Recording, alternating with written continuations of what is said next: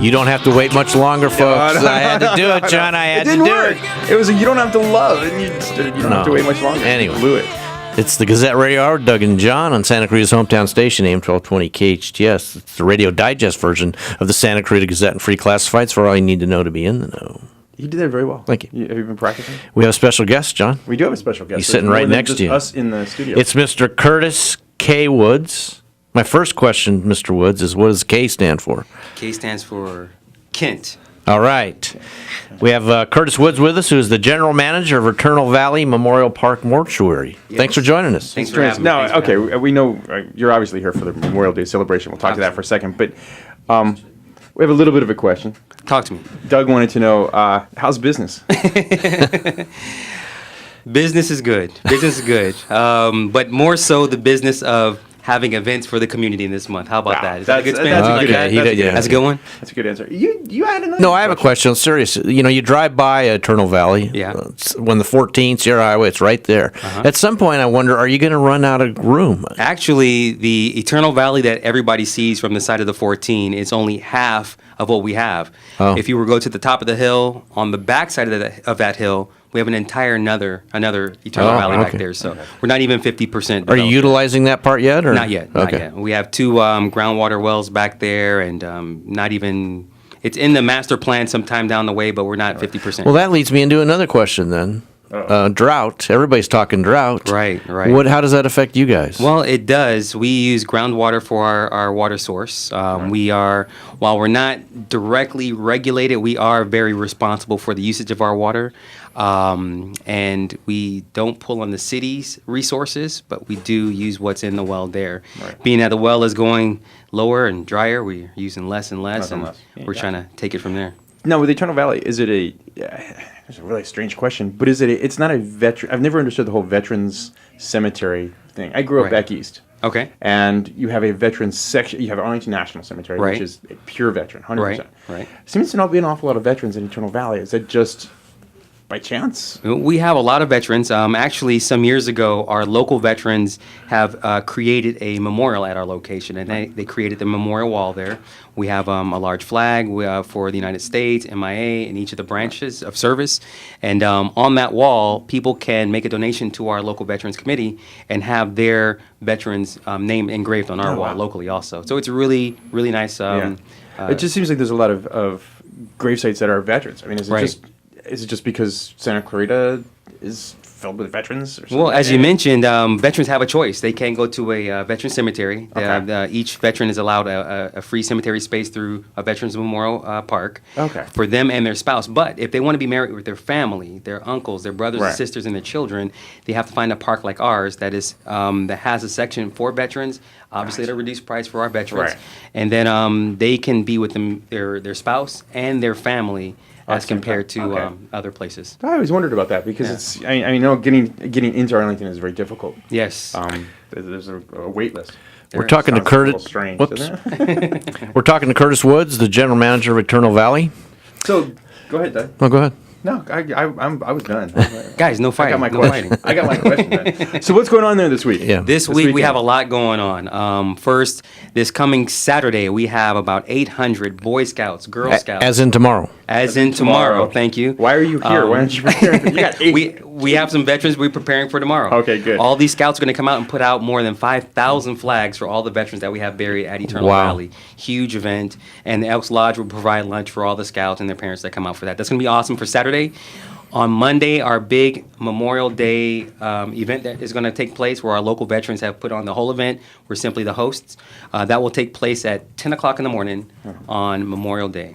That's huge. I've been to that event, and it is Have you seen moving. The moving thing is to see the hills yes, filled with American flags. Yes. I mean, it's not just a walk in the park. There are maps and charts, and they've got to take the flags, and they're responsible for the flags, and they put the flags in the right spot. And every veteran, and that's why I was asking. There's so many, 5,000 in that. Lots. And then this year we also added one extra component where we have an exhibit. I've turned my lobby into a museum of sorts, where there's an exhibit called Remembering Our Fallen. This exhibit is a photo exhibit that shows all of our soldiers that have died in action after 9/11. So if you have an opportunity, come by. We're open from 8 a.m. to 7 p.m. every night until next Saturday. So stop by and look at the photo exhibit. It's really nice, and it's really moving, and it brings all of our veterans into perspective. It makes Memorial Day more than just a barbecue. Yes, it does. Which is really what it should be. Yes. It's really what it should be. Yes. All right. Real quick, Curtis, people don't like to think about the end of their lives. Right. But I assume you would strongly recommend that we be prepared ahead of time. It's good to have the conversation. Yes. We are professionals that talk about planning ahead. We offer service to plan prearranged services, cemetery or funeral, to complement your life insurance policy. And it's simply a conversation. Have the conversation. Let us help you write it down, set it and forget it, and we can take it from there. Unfortunately, I've been through an experience where somebody dies unexpectedly, and you have it thrown in your lap, and if they haven't given you any directive, it makes it very difficult. It's a very long, difficult conversation, and even after you make the decisions, you're left with the question, did I make the right decisions? Right. The only way to get it right is to make sure you have the conversation in advance and leave no ambiguity in the end. Very good. All right, Curtis, thanks for coming in. Thanks for having me. Appreciate it. All right, Maybe you can stick around if you want. I can. All right. Yeah, stick around. I'd love That's to. right. I'd love to. Oh, yeah. Hey, that's right. Hey, stick around. Definitely stick around. All right, you're listening to Gazette Radio with Doug and John on AM-1220 KHTS, Santa Cruz hometown station. This time we will be back. We're not going to make you wait any longer. Did I nail it there? Nailed it. That was better. Much better. Much better. This is the Gazette Radio Hour with Doug and John on Santa Cruz's hometown station, AM-1220 KHTS. And we're fortunate, too, to have Mr. Curtis Woods, the general manager of Eternal Valley, sitting in with us. He wants to have some fun today on the show, John. That's probably not going to be possible. We never have fun. That's true. That's true. This is a drag. You guys are awesome. Speaking of drags, you know who we have on the phone right now? Oh. I heard that. Yeah, that is. It is. What we were told it was the Dante Acosta, right? If that's what you guys want to call me, that's fine. The Honorable. Well, we just left out the Honorable this time. The Honorable Dante Acosta, City Councilman, very involved in veterans. What am I missing? All around great guy. Stop. Part-time radio. Please stop. Okay, I'm done. I was trying to take care of the whole board thing. So, Dante, let me ask you a question real quick before we get started. What does Memorial Day mean to you? Wow. I know. It's obviously it's a very special day for our family. It's also a very difficult day. When we remember and honor our soldiers that have fallen in the line of duty, protecting this country. And, of course, we lost our son 4 years ago, Rudy, and so it has a particularly poignant meaning for us. I'm glad to hear that you have my good friend Curtis there sitting in with you, and he's been a big help on this side of things. We've got a great event coming up in Memorial Day, but we've also got another event. I don't know if you guys got a chance to talk about it. Not yet. Wonderful. Well, let's start with Memorial Day. How involved are you with that? Well, I'm involved in a lot of different organizations here in town. This particular Memorial Day, I'm involved tangentially in the sense that, they have a Memorial Day committee that meets and plans the Memorial Day events that Eternal Valley and Dignity Memorial host. But I was honored to work this year with Curtis, along with one of the veterans, Dwayne Hardy, in bringing Remembering Our Fallen, which is a photographic exhibit of all of the fallen in California. I believe the number is 700 and I'm going to get it wrong. I apologize to everyone. It's about 765, I believe. Just about. There you go. Yeah, and it's a pictorial exhibit of all the fallen in California. And Eternal Valley has been gracious enough to sponsor it this year. It's going on right now for 2 weeks. The takedown is on the 30th, so the last day is the 29th, Friday the 29th, up until 7 p.m. And if Curtis wants to fill in any details of it, I really encourage folks to get out there and see it. Certainly when you're there for the Memorial Day event, you'll be able to walk through their offices there and see this amazing exhibit that honors all of our fallen. And we are also have a soft opening. We're looking at Monday, Memorial Day, coincidentally, for Portraits of the Fallen, which is a 165, that's where I'm getting the 65 from, 165 fine art portraits of some of California's fallen, and that is being held over at the Westfield Valencia Town Center, sponsored by them in Suite 160. So we've got two great things happening in addition to the Memorial Day festivities that are being held at Eternal Valley on Monday. Right. Now, the how are you picking the people for the fine art portraits at the mall? Well, I am not on that committee that actually selects them. That is a process that they go through, and it is a very daunting process in the sense that the families have to, want their loved ones to be painted, or that's the way they're doing it now, I believe. Right. They try to match up an artist with the fallen, and then they go through the process of selecting the right photograph, the right image to paint from, because remember, they're only doing this from photographs, so they're trying to take a three-dimensional image, from the 2D photograph, if you will. And then what's amazing about it is all the interpretations that go into that the artist brings to the table. So it's truly amazing. But that's why it's 165. We're up to about 165, 170 right now out of the, like I said, almost 800 fallen in California. So that's a much longer, more daunting process than the other one, which is amazing in and of itself. But they're both very different. That's what's so unique about the two exhibits that are happening right here in Santa Clarita. Hey, Dante, John had asked you, what it meant to you, and obviously it means a lot with your son passing 4 years ago in the line of duty. But what kind of strikes me is, you all go, you're a politician, you're in the city council, you hear a lot of, what's the word I'm looking for, complaints, mamby-pamby stuff, people getting upset about this and about that. You get criticized for this and for that.